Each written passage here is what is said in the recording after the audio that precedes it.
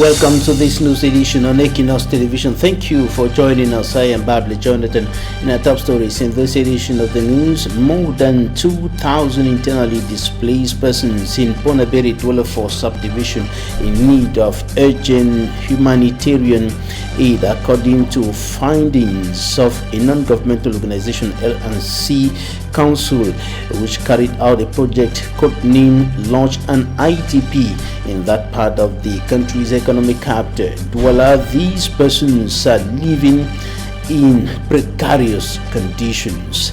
Stay with us, and we're going to bring you details on this and also on other issues in the news today.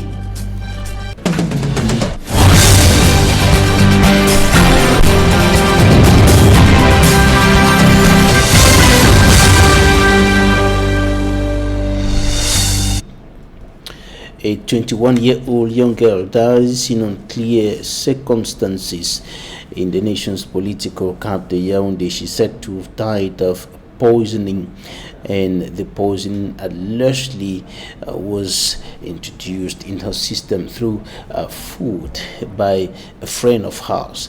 And we went finding out what actually happened. And Mark Lefebvre will report. Here is the leftover food that sent 21-year-old Therese Guibok to her early grave on the 26th of January 2022. A plate of bongo chobi, which she had alongside her suspected murderer few hours to her death at the Vokbeti neighborhood in Yaoundé. The third-year university student of Ngwakele allowed her 19-year-old friend Jemmy Debbie to spend the night at her place. A scene that later turned out tragic. Family members who were by her side narrate the circumstances that led to her death. At about 2 a.m., she started crying that her stomach hurts. She equally accused her friend of poisoning her. So we immediately took her to the Yaoundé Central Hospital, where she gave up the ghost. The case was immediately reported to the State Defense Secretariat of Fundi. 2 days after the crime scene, the suspect is arrested at her sister's place in Yaoundé. While she was being interrogated, Jenny Debbie affirms of having killed her friend with a poisonous substance called umpidi, popularly called in pidgin aratidai. After poisoning her friend, she ran away with the victim's phone. Her death has left her mother, family members and friends in shock. I feel so bad. I wish I was the one who died at her place. Someone came to the house very early in the morning to announce that Therese is no more. She was a very respectful child. 19-year-old Jemmy will have to appear before a competent court of law. Therese Mbayebok is one of too many persons who have died lately of food poisoning in Cameroon. Thousands of internally displaced persons, children, the young and the old, kicked out of their homes by violence in the northwest and southwest regions of the Republic of Cameroon, and are now seeking refuge in Bonaberi, a neighborhood of Dweller Force subdivision, and many of them are living in precarious conditions. And a non-governmental organization has revealed that among the tens of thousands of persons who are seeking refuge in the Dweller Force subdivision as a whole, at least 2,000 and more are in urgent need of humanitarian aid. And L&C Council carried out a project codenamed Launch an IDP, finding out who are the IDPs who are vulnerable and in need of humanitarian aid. And the organization found out that there are more than 2,000 who are today in need of urgent humanitarian need. And of course, the result of these findings, the result of this work was presented today here in Cameroon's economic capital, Douala. Now take a listen to one of the persons who piloted the project. It's a program under a common initiative group called L&C Council, and so this program, Launch an IDP, has as vision the autonomy of vulnerable internally displaced persons, first of all to start at Bonaberi Douala. And so that is why we decided to conduct a 26-day census where we adopted a door-to-door approach identifying these vulnerable persons, their multi-sectoral needs, and taking into consideration their talents and capabilities. And so it is in a nutshell that today, after the presentation of reports to the potential actors here present, we are going to see how we could come up with priority projects for immediate execution, which can push these people, more than 98% of them, to autonomy. We identified 2,112 vulnerable households at Bonaberi Douala, and we discarded for 110 refused to give us information with regards to their situation at home, because they said that many organizations have passed to collect their information and nothing has been done about it. So despite the persuasive methods we use, none of them, they totally refused to give us their information. And 40 respondents didn't give us complete information with regards to their situation at home, and 30, we had to discard also 30 because we saw that they were not really vulnerable. So in a total, we have 1,982 vulnerable IDPs, vulnerable households IDPs we identified, and people living with them are 7,886, making all a total of 9,832 IDPs we identified at Bonaberi Douala. We have produced a solid database of their needs, their sectoral needs, and so as you can see in the hall is almost full. The Orange Foundation, MTN, not for publicity. We are going to see how we can get back to them with the priority projects so that these projects can be executed. Also, we are going to meet men and women of goodwill. Why not for them to assist us so that we can push these people to autonomy? That was Fonyu Minkanman Futsingi. He is the one piloting that project. He's the co-founder, program and partnership officer, launch an IDP program. Now to the southwest region of the Republic of Cameroon. We're going to talk about the consequences of the 5-year-long armed conflict in the northwest and the southwest regions on one of the giant companies in the Republic of Cameroon's second largest employer after the state of Cameroon. I'm talking about the Cameroon Development Corporation, and the general manager of that company, Franklin Gonije, has said that to revive the company, the production and of course the products of the company must be diversified. And these are some of the trends. These are some of the issues highlighted recently by the general manager of that company in line with efforts to revive the company, to mitigate the consequences of the Anglophone crisis on that giant company in the southwest region of Cameroon. Davidson Maimo has more. The Cameroon Development Corporation, the CDC, badly hit by the ongoing Anglophone armed conflict, is limping and surviving from state subvention. According to the corporation general manager, Franklin Gonije, for the giant agro-industrial corporation, second employer after the state of Cameroon to survive, diversifying its crops and increase in production is the key. CDC, having been severely hit by the crisis, and that is why in our reflection, we think that we should go out of the traditional, we should diversify. To be able to improve productivity, to get better yields from the much reduced surface areas which we have at our disposal, there is need for research. To mitigate the financial crisis plaguing the CDC, a memorandum of understanding has been signed with the International Institute of Tropical Agriculture to assist the corporation in its mission of crop diversification. CDC Board Chair Hope Sone Ebai says the MOU shall change the status quo of the corporation. Cameroon Development Corporation is a corporation for the development of Cameroon, so we want to tap into their global network of research so that we can tap into this technology that has been developed for different speculations of crops, but also for training and rural development in general. On behalf of the research institution, Ngwemo Geoffrey Nsofon, Business Development Officer, says the two entities working together means a lot for the Cameroon agricultural sector. We are going to co-create knowledge, and we are going to be able to help CDC to achieve its activity that is going to keep IITA very busy, and we are happy to have this wonderful collaboration today. The indiscriminate surrender of the corporation farmland with young crops destroyed, the constant attack of its workers, vandalization of its equipment, has brought the CDC on its knees, pushing the corporation into an economic quagmire, with more than 2 years of salary arrears owed to the workers.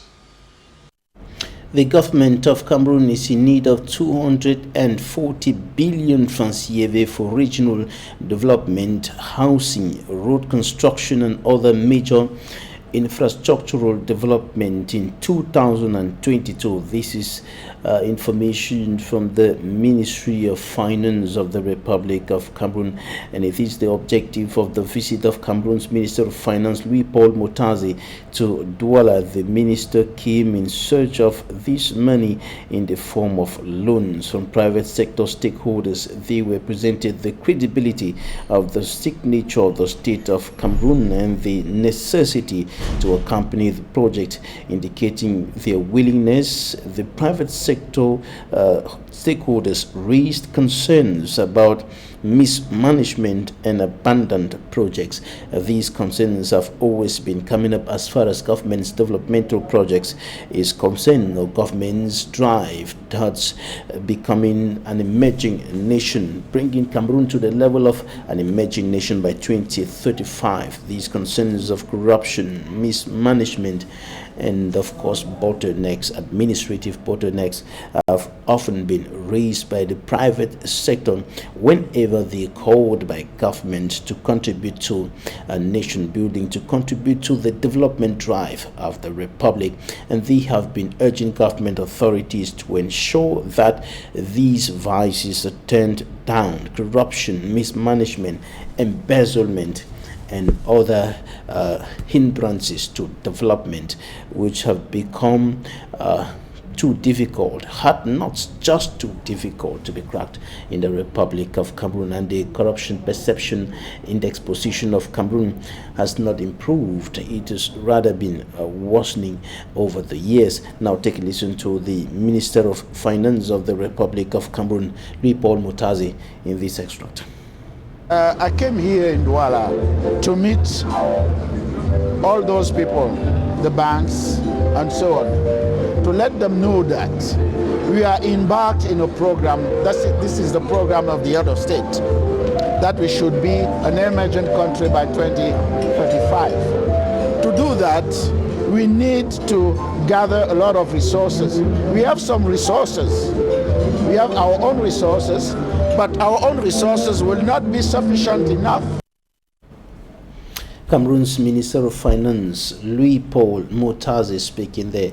Before we move over to talking points, let's go back to National Road number 5, where commuters are suffering as a result of a huge quantity of dust because of the bad state of the road. Smanji can get us more. A terrible nightmare for those plying the Bafoussam Babajo Bamenda Highway, which is on the National Road number 5. With the absence of rain, dust is the talk of the day as inhabitants go through hell. Every the promise that can perhaps say I should travel to Bamenda in dust, in muddy road, in galloping road. Why? Why is the work accepted the name without doing it? He has been a president of his kind. These inhabitants say the country has lost its pride. It is ruling. If he ruling other provinces and has excrements and piggeries, his comments should be what? The students who use the road every time to go to school are not spared from the ordeal of the other road users as they are soaked in dust.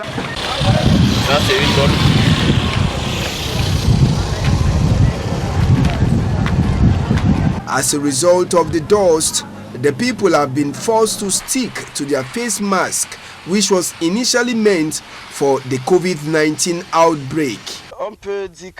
We've profited from the outbreak of COVID-19 to also use face masks and stay safe from the dust alongside other illnesses. N'importe où nous partons pour essayer d'éviter les maladies. Even at that, they are not spared from illnesses as they eat food exposed to dust, particularly at Bangang, which is another road used by vehicles. Notwithstanding the nature of the roads, some people are hopeful that the roads will be rehabilitated. Nous sommes très optimistes. We remain optimistic because we know there is a road passing and it will be done, even though we are suffering from the dust which has followed us right up to our rooms. It's now difficult to even dry dresses outside. The cry of the population is for the rains to start soon so as to remove the dust that has taken hostage of the major roads in the West region.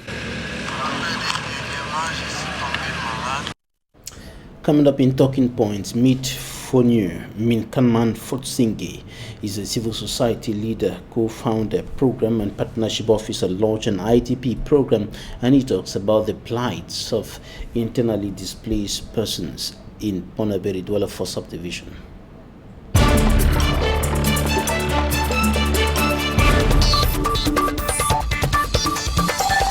We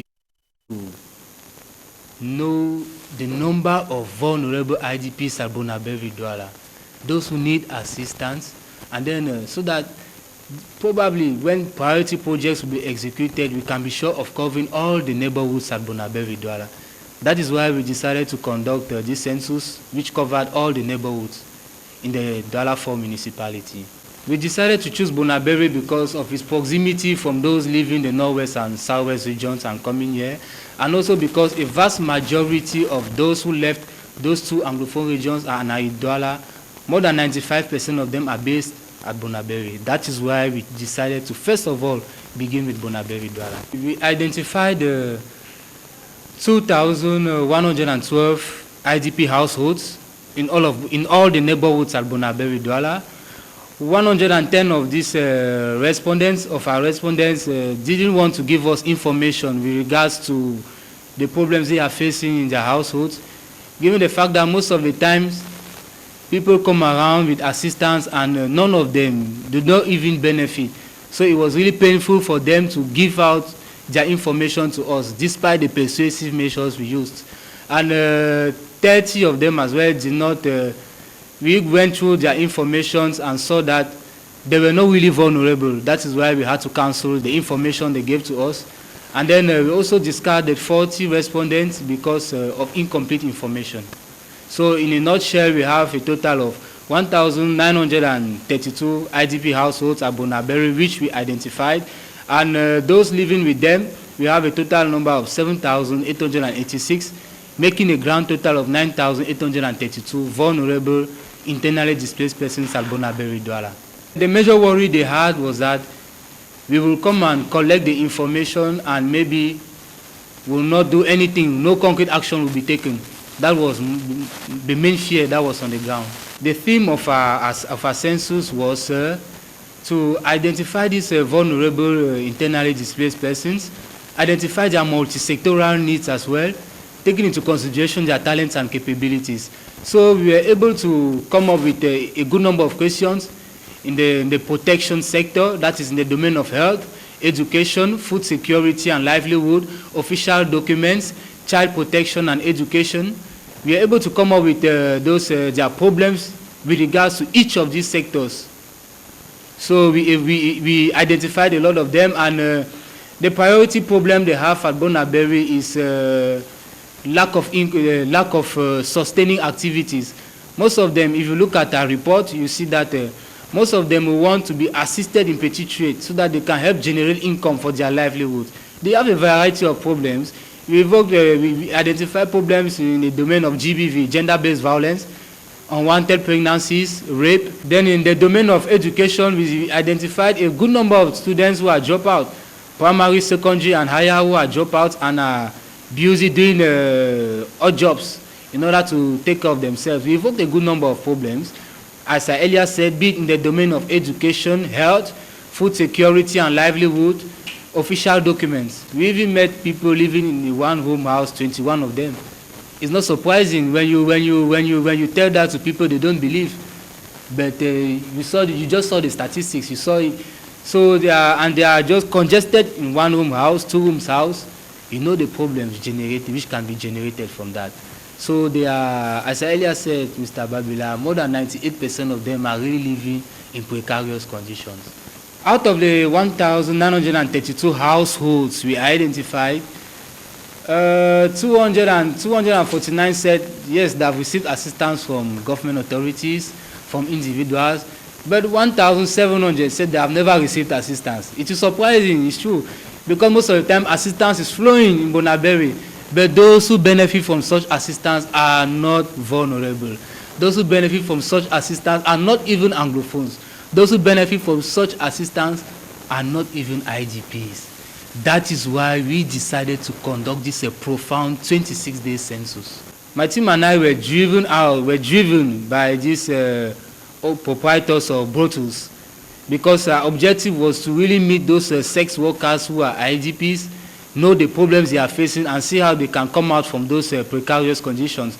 But my team and I were not really able to meet a vast majority of them, because we were not allowed, access was not given to us to really take down their information on that. There are many of them, yes, but according to what some few of them told us is that a vast majority of them at Bonaberry are vulnerable, are sex workers, IDPs, is true, but most of them do not reside at Bonaberry.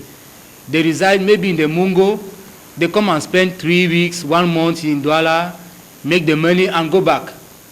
But for the few we were able to meet, who were really vulnerable, they gave us what they are facing as problems, and then explained to us how we could get to this, to meet more of these sex workers, but it went in vain, because most of these proprietors of brothels didn't allow us access to meet them. We faced a good number of problems. Firstly, limited funding, because this census was single-handedly conducted by Lodge and IDP. Also, we have a problem with logistics. We came up already with some priority projects, which we proposed them to them already to see how they can assist us. We are as well going to meet some men and women of goodwill to see how they can assist us in the proper execution of these priority projects. Given the fact that if these priority projects are well executed, more than 98% of them will become autonomous. More than 98% of them want us to support them in income-generating activities, petty trade. More than 98% of them, especially the women and the young girls we met, most of them need assistance in petty trade. They are struggling, selling foodstuffs around the roadside, around their homes, around the markets. And for those who are just around, idling around, jobless, they want us as well to support them in petty trade so that they can generate income for their houses, to take care of themselves, and why not their families. So that was a priority. That is a priority project. We are going to work on that livelihood project. We are also going to work on water sanitation and hygiene, because the poor, most of them, the kind of water they consume is not the best. It's not really the best. And so for those who can afford tap water, what they do is they buy. And sometimes, most of the times, when they do not have money to afford for this water, they go back and the disease related to water, as which is really a problem. So we are as well going to come up with projects on water and on hygiene. Hygiene will come up with projects on hygiene, because the women we identified, the young ladies we identified on the field, most of them do not have sanitary napkins. They can't afford to provide a sanitary napkin for themselves. We are going to see how we could mobilize some resources and provide them with sanitary kits so that they can take care of themselves. We are as well going to organize sensitization campaigns on the risk of gender-based violence, how it can be mitigated within their households and communities at large. We are going to organize sensitization campaigns on family planning, because the cases of unwanted pregnancies in the Douala 4 municipalities are alarming. So we are going to organize sensitization campaigns on unwanted pregnancies, on rape, and then that is it. And we are also going to organize a project, come up with projects, probably beginning September, education, for those who want to go to school, the formal sector who want to go to school, we are going to see how we could come up with projects on that and then knock doors so that we can have support. The vision of Lodge and IDP is the socio-economic resilience of vulnerable internally displaced persons within their host communities, or the autonomy of vulnerable internally displaced persons within their host communities. And they can't be autonomous by just executing projects like that. No, that is why we decided to first of all conduct a study which will permit us to properly address their situations, know those who are really in need, in which sector, in which domain, and see how we can propose sustainable interventions. And we will not only limit ourselves to Bonaberi. We are going to go up to other towns affected by this crisis. But as we started here, we have to do some concrete actions before going to other places. What I will tell each and everyone is that they see the need of believing in the vision and see how they could in one way or the other come to assist the program. For New Kanman for Singe, civil society leaders speaking there. That's it for this edition of the news. Thank you for staying with us. Goodbye.